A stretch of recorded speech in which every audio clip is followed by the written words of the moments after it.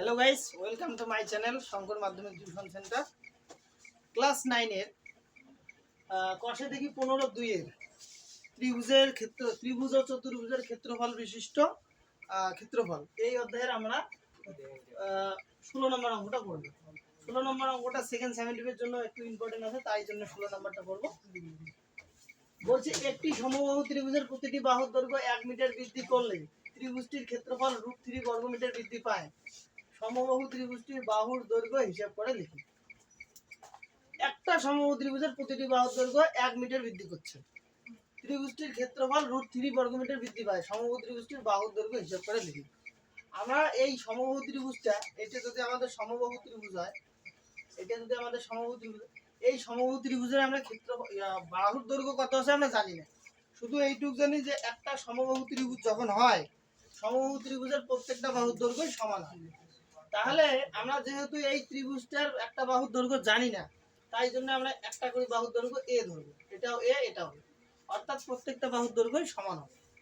তো আমরা এ ধরেই করতে পারি, তাহলে করতেই পারি এ ধরেই করব। মনে করি সমবাহু ত্রিভুজের প্রতিটি বাহুর দৈর্ঘ্য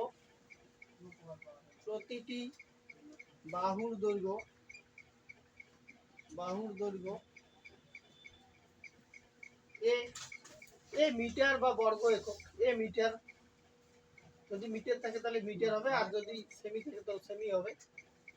হ্যাঁ, দেখতে হবে বইটাতে মিটার আছে না বর্গ সেমি আছে। বর্গ মিটার আছে, তাহলে মিটার হবে। মনে করি সমবাহু ত্রিভুজের প্রতিটি বাহুর দৈর্ঘ্য এ মিটার, এটা এ মিটার। তাহলে আমরা কি জানি যে সমবাহু ত্রিভুজের ক্ষেত্রফল, সুতরাং সমবাহু ত্রিভুজের ক্ষেত্রফল সমবাহু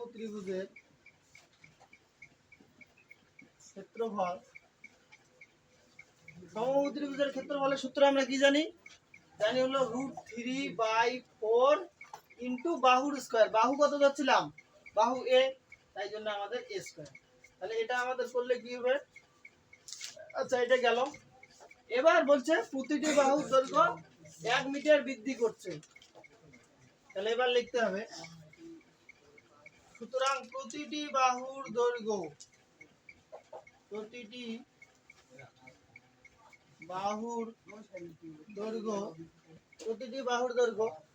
1 মিটার বৃদ্ধি করলে প্রতিটি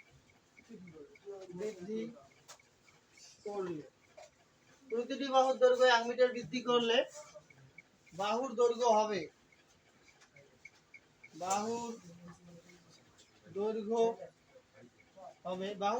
কত? আগে কত ছিল? এ মিটার, এখন 1 মিটার বৃদ্ধি করা হয়েছে, তাই জন্য কি হবে? a প্লাস 1 মিটার, তাই তো? এটা গেল। এবার এই যে 1 মিটার বৃদ্ধি করলো, তার ফলে এবার তার ক্ষেত্রফল তাহলে কি হবে? তাহলে তো ত্রিভুজটা এবার আরো একটা নতুন ক্ষেত্রফল হবে। আগে ছিল এ মিটার ছিল, যার জন্য ক্ষেত্রফল আমার এটুকু গেল। আমরা সমবাহু ত্রিভুজের ক্ষেত্রফল জানি √3/4 ইন্টু বাহুটাকে আমরা এ ধরছি, তাই আমাদের আগের ক্ষেত্রফল এটা √3/4 ইন্টু বাহু স্কয়ার। এবার যেহেতু 1 মিটার বাড়ানো হলো, এখানেও 1 মিটার বাড়ছে, এই যে এখানেও 1 মিটার বাড়ছে, এখানেও 1 মিটার বাড়লো, এখানেও 1 মিটার বাড়লো, তাই জন্য আমার প্রতিটি বাহুর দৈর্ঘ্য 1 মিটার বৃদ্ধি করলে তাহলে বাহুর দৈর্ঘ্য কি হবে? a+1। তাহলে এবার ক্ষেত্রফল, তাহলে যেহেতু বাড়ছে তাহলে ক্ষেত্রফল অবশ্যই বাড়বে। তাহলে লিখতে হবে ত্রিভুজের ক্ষেত্রফল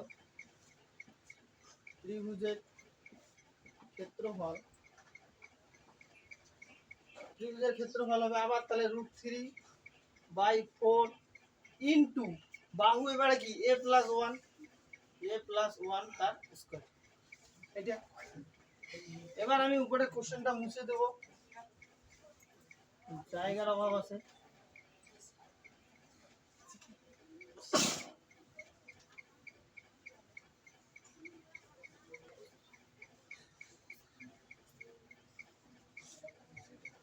এবার আমরা তাহলে কি করব? প্রশ্নানুসারে বা অ্যাকর্ডিং টু কোশ্চেন, প্রশ্নানুসারে এইটা মাইনাস এইটা সমান সমান তারই মান দেওয়া আছে √3, কারণ √3 ক্ষেত্র বলেছে।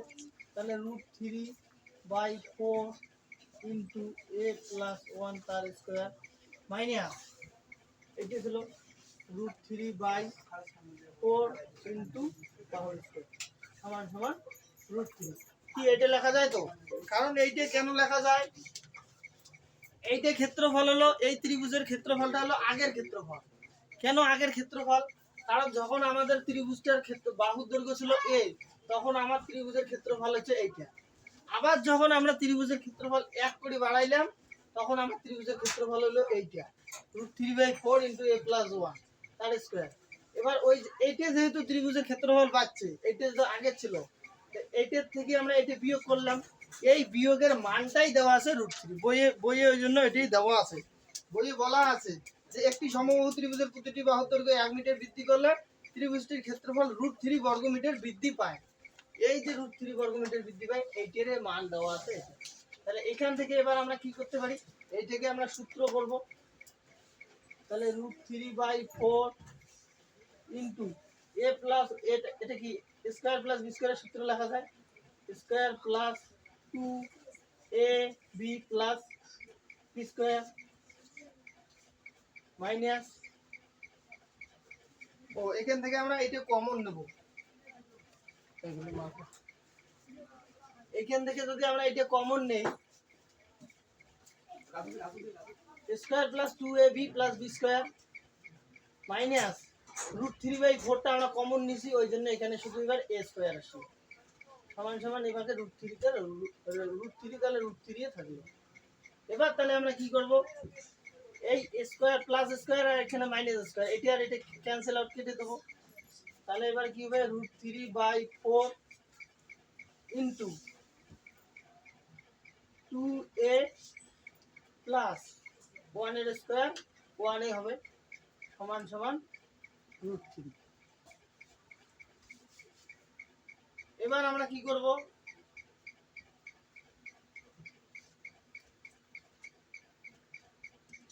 এবার আমরা করব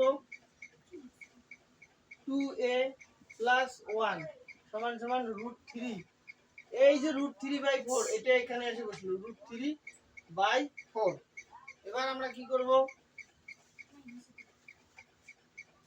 এবার আমরা করব কি 2a প্লাস 1 সমান সমান √3 তে √3 রাখলাম, এটা এবারে উল্টে যাবে, উল্টে গেলে 4 যাবে উপরে আর এই √3 থাকবে নিচে।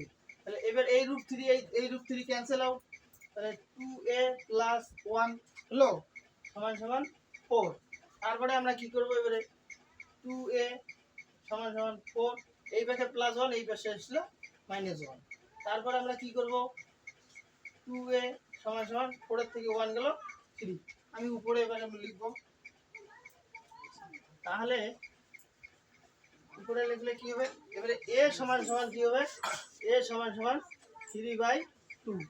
এবারে a এর মান এটা হয় a সমান সমান, এটা 2 দিয়ে 3 কে ভাগ করলে, এখানে দেখাচ্ছি যদিও এটা দেখো 2 এর থেকে 2, 3 এর থেকে 2 গেল 1, দশমিক আছে 0, 5 দুগুণ 10, কত হলো 1.5।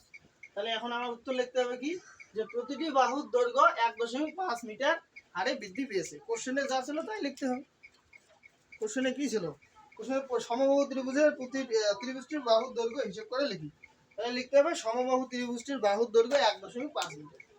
সুতরাং সমবাহু ত্রিভুজটির বাহুর দৈর্ঘ্য, সুতরাং সমবাহু ত্রিভুজটির বাহুর দৈর্ঘ্য 1.5 metre. 1.5 metre. So thank you, share, like and comment. Thank you.